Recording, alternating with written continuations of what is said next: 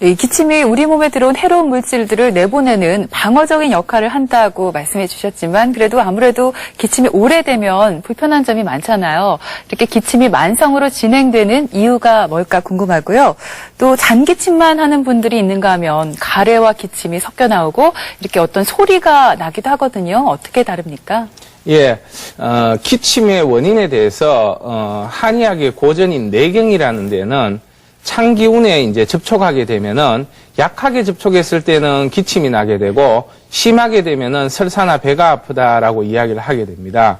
근데 이제 현대적으로 기침을 일으키는 크게 원인을 세 가지로 봤을 때는 후비루라는 거는 비염이나 축농증으로 인해서 콧물이 목 뒤로 넘어가면서 일어나는 현상들입니다. 이런 후비루와 천식 그리고 이제 위장에서 일어나는 역류성 식도염으로 일어나는 경우가 가장 많다라고 지금 알려지고 있습니다.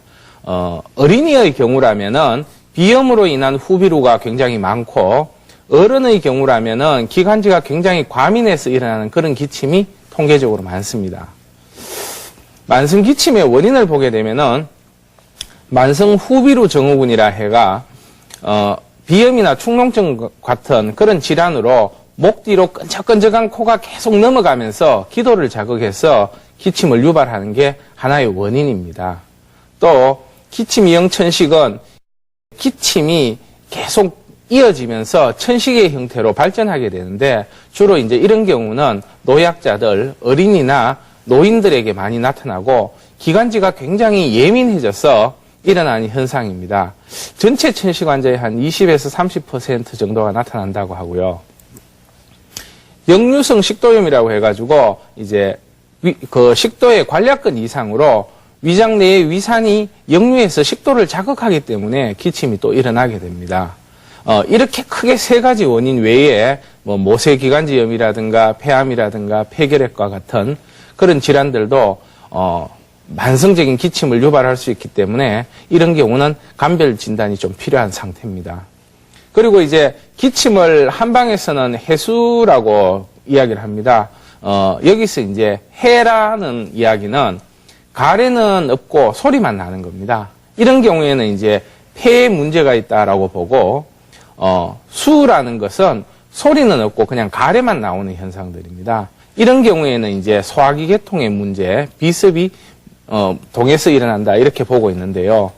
일반적으로 이제 우리가 일어나는 현상들은 이 해와 수가 섞여서 해수 증상이 같이 나타나게 됩니다. 그래서 가래도 나오고 소리도 나는 그런 현상이고 이런 어떤 기침의 원인을 폐와 소화기의 복합적인 문제로 보게 됩니다. 동의보감에서는 이렇게 이제 기침이 나는 원인을 다양하게 여러 개로 나누어 놨습니다. 그 특징을 보면은 이제 풍수라는 거는 바람에서 나는 기침인데 코가 이제 메고 목소리가 굉장히 걸걸하게 탁해지면서 입도 마르고 목이 간질간질하고 이렇게 기침 때문에 말을 하다가 말을 제대로 못 맺는 그런 어떤 반응들입니다. 그리고 한수라는 거는 찬바람을 오랫동안 맞게 되면은 기침이 나게 되는데 우리 감기 걸렸을 때 나는 기침을 생각하시면 됩니다. 주로 이제 열이 나고 땀도 안 나고 춥고 속에 열이 나고 그러면서 이제 찬바람 맞으면은 예민하게 기침이 더 나는 그런 현상들이 한수에 해당하게 됩니다. 노수라는 것은 이제 쉽게 말해서 폐결핵으로 인해서 일어나는 기침입니다. 몸이 허해져서 식은땀이 나고 이제 가래가 많이 나고 이제 기침을 하다 보면은 피를 토하는 경우도 생기게 됩니다.